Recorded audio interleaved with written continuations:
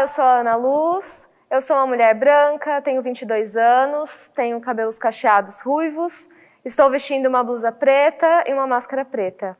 E hoje eu estou aqui em nome da Fundação do Livro e Leitura para entrevistar dois escritores e professores, Emerson Bugarelli e Alexandre Solano.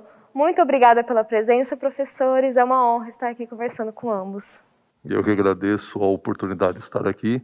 Eu sou um homem pardo, cabelo preto, estou vestindo uma blusa preta, uma máscara preta e sou um dos autores da trilogia A Saga de Rínia, lançando o primeiro livro, Céu de Trevas.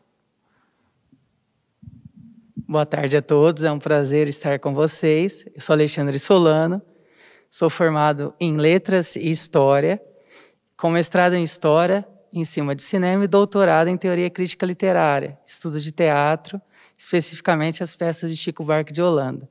Leciono na área e também me interesso continuamente, participo de clubes literários e faço parte das comissões julgadoras quanto às obras que são levadas a público para que sejam premiadas ou não, dependendo do prêmio. Já fui convidado. Muito obrigada pela presença de vocês. Bom, já queria perguntar sobre o livro de vocês. A gente está falando de um dos gêneros mais procurados dentro do público infanto-juvenil, que é a ficção. Eu queria saber, na visão de vocês, por que vocês acham que isso acontece? Bom, primeiramente, deixa eu me apresentar também. Sou professor de Geografia há mais de 20 anos, em colégios da região, e também sou editor e leitor especialista de materiais didáticos. Então, foi um casamento muito interessante, a geografia com o português e a literatura. A ideia de um livro de ficção, primeiramente, por que ele é tão importante e por que é um gênero que acaba tendo uma aceitação muito interessante do público? Porque ele tem a ver aquilo que é o básico do ser humano, que é a imaginação. É a fantasia. Então, desde pequenos, trabalhamos com a ideia de imaginar algo, imaginar cena, imaginar heróis, por exemplo, heroínas, né? Então, isso atrai a questão do público. Então, o gênero que realmente sempre me atraiu. E a ideia foi justamente desenvolver esse setor de ficção aí, trabalhando com o público, para que ele possa imaginar, para que ele possa fantasiar, não é? A questão dos heróis, das heroínas, trabalhar com as amizades, a ideia do multiculturalismo, por exemplo, tão importante que nós conseguimos inserir na obra, juntamente realizar também uma ficção com cultura. Então, a nossa obra, Céu de Trevas, ela tem poemas, ela tem letras de música, como Chico Buarque, Elis Regina, por exemplo, tá? Então foi uma coisa muito interessante a gente trabalhar com a ficção. Então a ideia é isso, ficção, por que ela é um gênero tão gostoso? Porque o ser humano, ele trabalha com a imaginação, trabalha com a fantasia. Então simplesmente resgatar e dar essa oportunidade às pessoas aí, dentro da ficção, e ir arrebentando essas amarras da realidade. Esse é o ponto importante, a gente sai da realidade dentro do trabalho da ficção. Esse é o ponto essencial. Complementando um pouco o que o Emerson disse, nós poderemos fazer uma reflexão sobre a escrita em si. De certo modo, nós observamos que até os historiadores se perguntam o quanto daquilo que eles escrevem, se aquilo não se trata de uma ficção. Como eles fogem à ficção, ou seja, com notas de rodapé, com documentação, embora a escrita ela já exija da nossa imaginação e da nossa prática argumentativa, discursiva, que a gente tenha o caráter ficcional. Então, o ser humano, ele se representa pela ficção, ele cria sua identidade pela ficção, e através da obra Céu de Trevas, os jovens conseguem ler o seu contexto, a sua realidade, e não só lê-la, transformá-la também, percebê-la numa outra conotação, de uma outra maneira, num outro sentido, que é o que tanto atrai dentro de uma obra ficcional.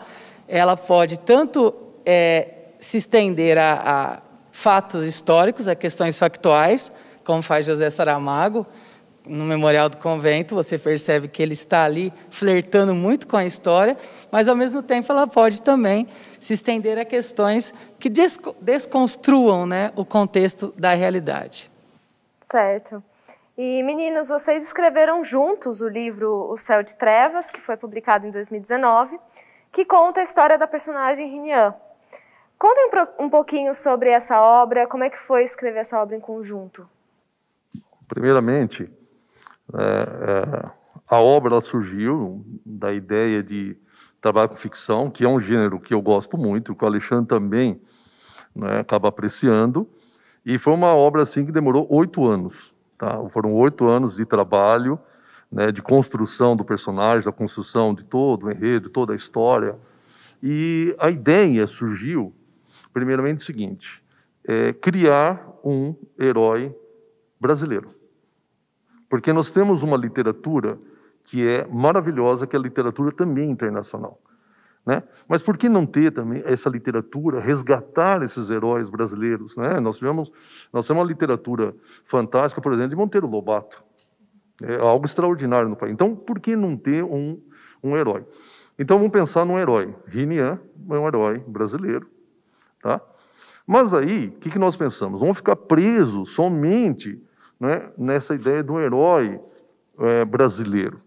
Mas vamos pensar no multiculturalismo, vamos trazer também raízes que ajudaram a formar a população brasileira. Então nós vamos ter o Rinian, que é o principal, né, brasileiro. Aí nós vamos ter também, junto, a Radúfia, que é uma personagem germânica. Então o Brasil tem essa questão trazendo da Europa. Aí nós vamos ter o Sidério, que é um angolano, estão trazendo as raízes africanas tão presentes, tão importantes na formação da população brasileira. E nós vamos ter a Tarina, que é chinesa, vindo também essa cultura asiática. Então a ideia foi criar um personagem, assim, uma história, melhor dizendo, dentro do multiculturalismo, dentro do relativismo cultural, e trabalhar com a ideia de amigos, de perseverança, né, de caráter, a ideia de um não abandonar o outro, todos juntos para sermos fortes sempre. Isso é um dos pontos que a gente trabalha no livro. E aí, criando essa história de ficção, né, e que a gente deixa o pensamento, né, voar tranquilamente, é muito gostoso isso, o que nós pensamos? Vamos inserir cultura junto com a ficção. Então, se ele é direcionado a principalmente jovens, mas o adulto também pode ler tranquilamente, mas direcionado muito mais aos jovens, olha, por que não podemos colocar ali uma letra da música da Elis Regina? Por que não uma obra de Chico Buarque? Entendeu? De Mário Quintana? Para que você está lendo? E interessante que isso está inserido na história. Então, não é que foi jogado. Não, ele está inserido na história. Então, isso envolve todo o contexto que nós trabalhamos. Então, é uma ficção, fantasia, que leva a cultura para quem está lendo. De repente, essa pessoa vai se interessar. Peraí, quem foi Mário Quintana? Olha, quem foi a obra do Chico Buarque? Né? Vou pesquisar quem foi a grande cantora Elis Regina. Por que está nessa história aqui? E aí, também não ficamos presos no Brasil. Então, esse primeiro livro ele começa no Brasil e ele vai em direção à Europa. Mas dentro desse enredo, fechando o porquê da história, nesse contexto da ficção. Então ficou uma história muito gostosa da gente escrever, de ler, uma história muito fluida, assim, que a gente foi trabalhando com muitas batalhas. E qual a ideia? Pano de fundo na obra, o Apocalipse. O pano de fundo é o Apocalipse, certo? E esse pano de fundo, o Apocalipse, nós misturamos mitologia. Então, nós vamos ter mitologia romana, grega, por exemplo, certo? Nós misturamos bastante a ideia dessa mitologia, e aí, dentro de um herói, trabalhando o Brasil, trabalhando, olha, vamos valorizar o que nós temos no Brasil. Essa foi a ideia importante, não é? Valorizar aí toda a nossa história do Brasil dentro de uma ficção. Interessante, ficou muito interessante essa questão aí. Na verdade, escrever a 4 mãos é algo que exige que nós tenhamos uma disciplina quanto à estrutura do texto, que nós pensemos características voltadas principalmente ao gênero, literatura fantástica, e o que seria literatura fantástica e como ela se compõe no Brasil. Quais são os principais representantes da literatura fantástica e como inserimos a nossa obra dentro desse contexto, fazendo com que ela tenha respaldo teórico e, posteriormente, uma leitura que seja sempre crítica reatualizando contextos de acordo com as épocas que ela seja lida, né, a obra seja lida. Então, o herói, na verdade, ele se constitui da ideia de nacionalidade, e nacionalidade passa por um conceito que muitos confundem, que é o conceito de povo. E o Gramsci já dizia que povo é qualquer um que luta pela nação, podendo ser das classes mais baixas ou das classes mais altas. Esse é o conceito de povo. E dentro da obra, com a reunião de personagens que o Emerson acabou de descrever, nós constituímos essa ideia do que é o povo brasileiro, de quais são as batalhas, representam batalhas também que são cotidianas, e não só aquelas postas em cenas, mas traduzidas para que o leitor refaça, faça com que a leitura dele tenha uma atualização diante das suas vivências. Então, o contexto também é importante de escrever a quatro mãos, porque nós pensamos em características da música, em características do teatro, em características da dança, de várias artes, e a história da arte, nós falamos artes, né, porque é num sentido amplo, geral, a literatura, a própria pintura e todas as artes que se inserem, e não de modo aleatório, mas acompanhando o enredo, como o Emerson bem ressaltou. Perfeito. E logo mais, agora neste semestre, a saga continua, né? Vem agora o segundo volume, que vai sair do forno, intitulado Terra em Sangue. Eu queria saber qual que vai ser o fio condutor dessa segunda obra. Essa segunda obra já foi mais rápida, a construção dela. A primeira realmente demorou aí 8 anos, mas foram 8 anos maravilhosos. E aí surgiu Terra em Sangue. Continua ainda o nosso herói, nessa batalha entre o bem e o mal, pano de fundo, a ideia do apocalipse, né? O leitor e a leitora ter uma ideia, envolve aí a questão agora da mitologia árabe, mitologia, por exemplo, oriental, um pouco da mitologia nórdica, mitologia vindo dos índios americanos, né? Então, eu acho que é muito importante a gente fazer esse trabalho. E esse trabalho agora, como eu falei, o livro 1 envolveu Brasil e Europa, e o livro 2 já envolve Brasil e Ásia. Já trago contextos, né, de cenários importantes na história, como Jerusalém, né, Oriente Médio. Tá? E como eu sou professor de geografia, lógico que tem que ter na história vários pontos ligados à geografia. E nós trazemos também imagens de locais. Então, nós misturamos a ficção com locais reais. Então, a hora que o leitor e a leitora ele se interessa sobre isso, ela pode pesquisar que ela vai encontrar aquele local. Então, isso traz para quem está saboreando o livro, não é, uma coisa mais interessante para ler, porque não é simplesmente, né, vamos fantasiar tudo. Não, existe o porquê daquele lugar ali inserido. Então, o fio condutor do livro 2 é a luta, novamente, entre o bem e o mal, um pano de fundo, não é? E o Heine agora, então, numa batalha muito mais épica, já envolvendo romance, que é importante na ficção também, a gente vai trabalhar com isso, envolvendo romances entre jovens adolescentes, não é? Um porquê isso aí. Envolvendo agora também personagens numa valorização maior nessa igualdade de gênero, na importância dos personagens femininos, trabalhando também na cena. Então, a gente não fica, olha, o Rinian é o personagem principal. Não, mas espera aí, a Radúfia, a Tarina, ela tem seu papel fundamental também na história. Então, nós trabalhamos aí nessa igualdade de gênero, que é tão importante passar essa imagem e essa ideia de igualdade para justamente os jovens. Não é? Todos são iguais, é importante isso. Então, não importa a questão religiosa, ou a questão da sexualidade, ou a questão étnica, todos somos seres humanos. E um ajudando o outro para construir o quê? Uma sociedade melhor. Como o Alexandre muito bem diz, a ideia da luta do bem contra o mal não é só envolver um livro religioso. Ele não é um livro religioso, não é um livro sobre religião, de jeito nenhum, certo? Mas a ideia do bem e o mal é aquilo que nós vivemos no dia a dia. Entendeu? Poxa, nós temos que lutar.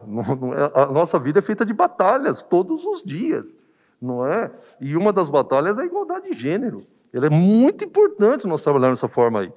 Então, nós fomos criando essa história, pano de fundo, o Apocalipse, mas, ao mesmo tempo, a gente trabalhando os personagens, trabalhando as questões sociais, que é tão necessário no nosso país, lamentavelmente, né? Tem uma situação, assim, socialmente, muito a desejar, né? Muito triste a situação ainda social do nosso país.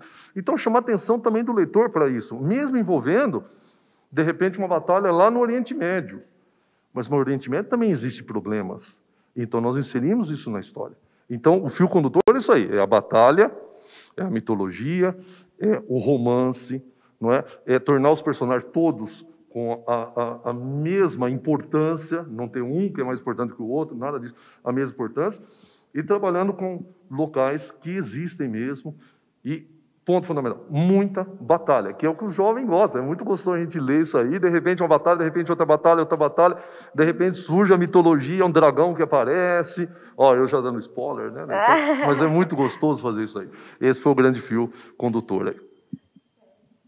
Na verdade, toda vez que nós escrevemos uma trilogia, quando nós damos continuidade a um livro, nós nos perguntamos o seguinte: por que os jovens gostam tanto de séries televisivas?